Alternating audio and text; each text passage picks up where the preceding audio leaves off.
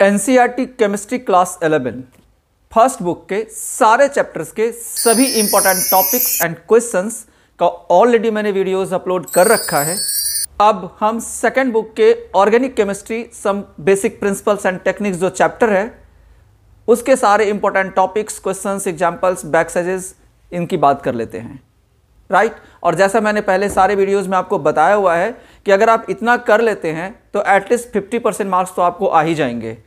तो हम जरा देखते हैं ऑर्गेनिक केमिस्ट्री चैप्टर में क्या क्या इंपॉर्टेंट है। चलिए देखिए, पहला क्वेश्चन है to identify the hybridization of different carbon atoms in an organic compound. आपको ऑर्गेनिक कंपाउंड देगा और उसके डिफरेंट कार्बन का, सभी कार्बन का हाइब्रिडाइजेशन पता करने के लिए है, पूछेगा कि sp, sp2, sp3 इनमें से क्या है।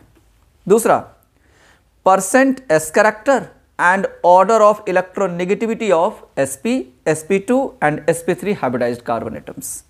Third question, write the structures of, किन किन का स्ट्रक्चर्स, पहला aniline, naphthalene, tropone, tetrahydrofuran, furan, thiophene and pyridine. इनके जो स्ट्रक्चर्स है ये सब कॉमन नेम्स हैं, आपके एनसीईआरटी में गिवन है ना। इनके स्ट्रक्चर्स की प्रैक्टिस कर लेना, देख लेना आप।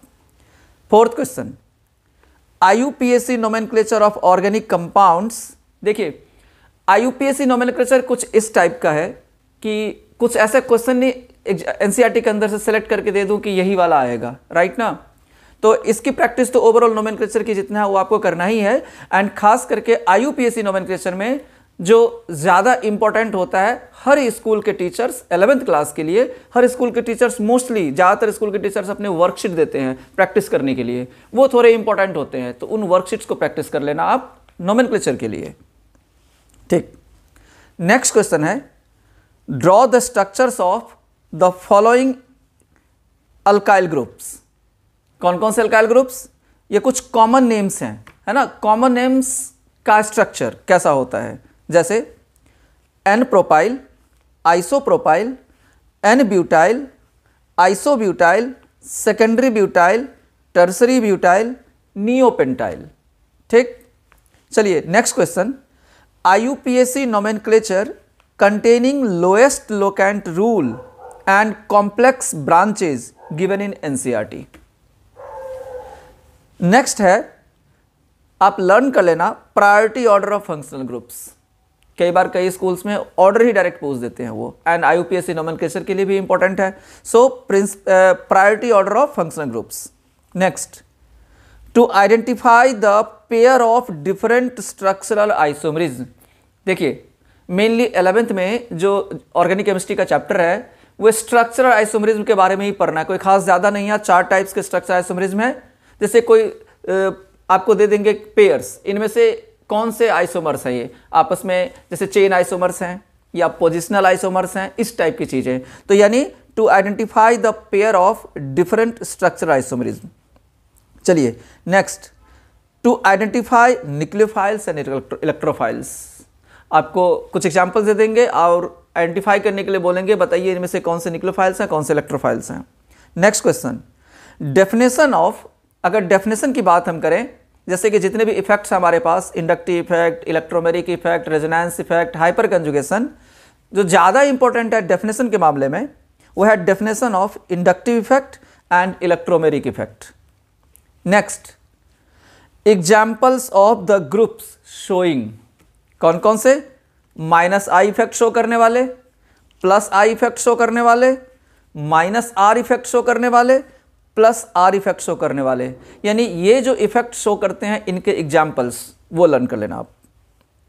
नेक्स्ट है, to identify primary, secondary and tertiary carbon atoms in the compounds. कई बार एग्जाम्पल्स डाल देते हैं, कंपाउंड्स दे देते हैं और आपको आइडेंटिफाई करने के लिए बोलेगा कि बताइए ये कितना डिग्री कार्बन है, तो वो कर लेना आप practice. Next question, order of stability of carbocation, carbanion, free radical, right. ये थोड़े से ज़्यादा इंपॉर्टेंट में आ जाते हैं, इससे रिलेटेड क्वेश्चंस भी आ जाते हैं। कार्बोकेटाइन, कार्बोनाइन एंड फ्री रेडिकल की स्टेबिलिटी का ऑर्डर लर्न कर लेना आप, ठीक। तो यहाँ पे जो बेसिकली जीओसी वाला एक तरह से पार्ट था उसका जो थ्योरी हो गया, उसके अंदर तो ये वाली चीज़ें हो गई। इसके बाद 8.8 टॉपिक आता है methods of purification of organic compounds. इसमें मेन 2 मेथड्स हैं, वो ज़्यादा इंपॉर्टेंट है, जो ज़्यादातर पूछे जाते हैं, राइट। पहली बात तो ये जो टॉपिक्स है, ये जो सेकंड हाफ हो गया ऑर्गेनिक केमिस्ट्री का, most of the schools 11th class में स्किप ही करवा देते हैं, करवाते ही नहीं है, राइट। लेकिन अगर किसी स्कूल में करवाते हैं और आपको मार्क्स बढ़ाना है, थोड़ा और प्रैक्टिस करना है, तो इनमें क्या क्या इंपॉर्टेंट है वो भी बता देता हूँ आपको। इसमें 2 मेथड्स मेनली ज़्यादा इंपॉर्टेंट है। पहला डिस्टिलेशन अंडर रिड्यूस्ड प्रेशर वाला, एंड दूसरा क्रोमेटोग्राफी, जिसमें क्रोमेटोग्राफी खास करके ज़्यादा इंपॉर्टेंट है। चलिए, इसके बाद जो नेक्स्ट टॉपिक है 8.9 topic, qualitative analysis. Qualitative analysis में कार्बन एंड हाइड्रोजन को छोड़ करके जो बाकी जो 4 है ना एलिमेंट्स, है ना, उनको पता करने के लिए जो है वो एक बार देख लेना। बहुत ज़्यादा है नहीं ये क्वालिटेटिव एनालिसिस वाला जो टॉपिक है, तो मेरे हिसाब से अगर देख लोगे तो अच्छा ही रहेगा, ठीक है। और अगर आपके पास टाइम कम है तो आप स्किप भी करोगे तो भी चलेगा, क्योंकि इधर वाले पार्ट्स में तो आ ही जाएंगे, मेजर तो उधर ही पोर्शंस हो गए। नेक्स्ट टॉपिक है 8.10, वो है क्वांटिटेटिव एनालिसिस। क्वांटिटेटिव एनालिसिस में जो एस्टिमेशन करना है, जैसे नाइट्रोजन का, हैलोजन का, ऑक्सीजन का, है ना, इन सब का जिन जिन का एस्टिमेशन करना है, उनमें एक सबसे ज़्यादा जो इंपॉर्टेंट है वो नाइट्रोजन का एस्टिमेशन ही इंपॉर्टेंट है, जिसके 2 मेथड्स हैं, ड्यूमास मेथड एंड जेल्डाल्स मेथड। तो इसमें बस आप नाइट्रोजन के एस्टिमेशन वाला देख लेना, आप इतना देख लेना सिर्फ। तो ये पूरा का पूरा चैप्टर के अंदर का थ्योरी वाला पार्ट हो गया। अब हम बात करेंगे एग्जाम्पल्स की। तो देखो एग्जाम्पल्स में क्या कहानी है। तो पहली बात, मैंने पहले भी बताया था कि थर्मोडायनामिक्स, इक्विलिब्रियम, इस तरह के जो न्यूमेरिकल्स वाले चैप्टर्स होते हैं, उनमें कुछ सेलेक्टेड क्वेश्चंस होते हैं जो ज़्यादा इंपॉर्टेंट होते हैं, ज़्यादातर टीचर्स अपने एग्जाम में, अपने क्वेश्चन पेपर में डालते हैं। बट ऑर्गेनिक केमिस्ट्री के जो एग्जाम्पल्स और बैकसाइज के क्वेश्चंस हैं, उन एग्जाम्पल्स में छोटे छोटे तो एग्जाम्पल्स हैं, राइट, और कोई ऐसा एग्जाम्पल नहीं है जिसको इग्नोर किया जा सकता है। तो ओवरऑल एग्जाम्पल्स में तो मैं बोलूँगा टोटल 24 एग्जाम्पल्स है, आपको सारे एग्जाम्पल्स करने हैं। छोटे छोटे एग्जाम्पल्स हैं, टाइम नहीं लगता करने में, लेकिन कोई ऐसा इग्नोर करने वाला नहीं है, सब इंपॉर्टेंट एक तरह से आते रहते हैं, सारे क्वेश्चंस आते रहते हैं। तो एग्जाम्पल तो टोटल कर लेना 8.1 to 8.24। अब हम बात करेंगे बैक सैजेस की।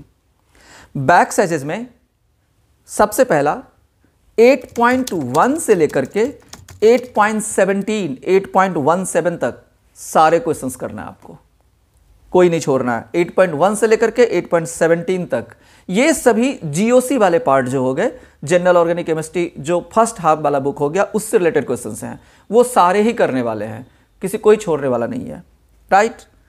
अब हम बात करते हैं क्वालिटेटिव एंड क्वांटिटेटिव एनालिसिस की।